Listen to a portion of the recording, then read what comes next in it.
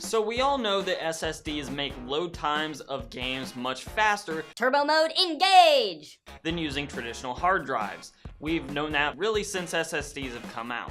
But what I'm curious about today is, does your storage medium actually affect in-game frame rates beyond just the load screens? And that's what we're gonna take a look at today.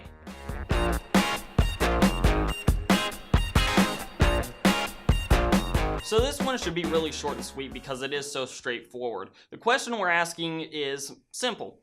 Do SSDs improve frame rates? And we're not talking about load times right now because we already know that SSDs give you significantly better load times than hard drives do. But first I want to point out my methodology and sort of explain that.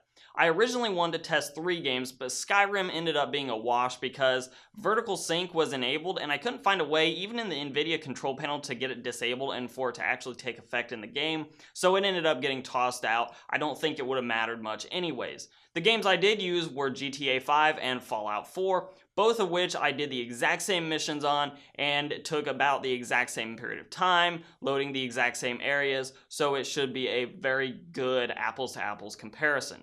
So hopping into the average frame rate graph, you'll see that both the hard drive and solid state drive sort of trade blows here. The SSD is a little bit better in GTA 5 at 1440p on max settings, but then Fallout 4 is slightly better on the hard drive side of things. Now, I will point this out.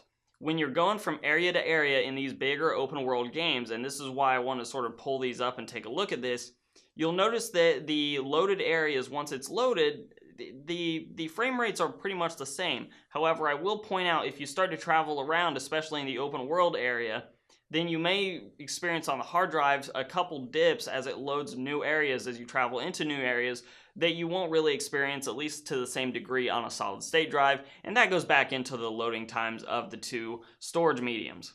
Moving on to the maximum frame rates, you'll notice that in Fallout, the SSD does significantly better, getting about just under 10% better with 105 versus 95.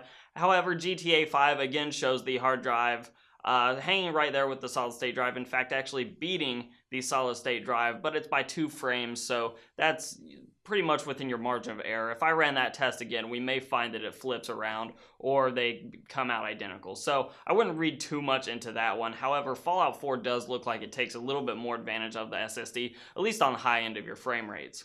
And finally, we move on to the minimum frame rates graph, and you'll see that GTA 5 again is neck and neck with 1 frame advantage to the hard drive. And in Fallout 4, there's a 3 frame difference in favor of the solid state drive. However, I do want to point out with these open world games, if you start moving into different areas, this minimum number is where you'll see the hard drive really stutter as opposed to the solid state drive. Now, although the results are basically what I expected, I did expect the SSD to actually fare a little bit better, especially in the minimum frame rate department. So I guess this brings me to my conclusion. If you're building a system on a budget and you already have a significantly large Steam library or digital library in general for your computer and specifically games, it may pay off more dividends in the sort of near term to go ahead and buy a larger hard drive so you have plenty of storage to have all your games locally. If you're running a computer like me where I have a couple different solid state drives as well as a hard drive, you can always shuffle your game libraries around. For example, if I know I'm going to be playing a game a lot in the near future, I'll move it from my mass storage drive onto a solid state drive so I get the advantage of those load times. However, if I feel like I'm probably not going to play it much or not at all in the near term, I'll move it back over to the mass storage drive to open up solid state storage for games that I'm going to play. And that's important because it is a lot quicker to do that and just move a folder over to a mass media storage drive like a hard drive with 1 terabyte for a game like GTA 5, so I don't have to continuously download it over and over whenever I actually want to start playing it again. I can just put it on the hard drive, forget about it, and when I actually want to play it again, I just move it back over to the solid state storage and it's off and ready to go in about 5 or 10 minutes as opposed to a couple hours of downloading 60 plus gigabytes of data. As always, guys, if you like this content, give me a like down below, share, subscribe, all those great things. You can follow me on Instagram and on Twitter at Hoosier Hardware. I am super social if you actually talk to me.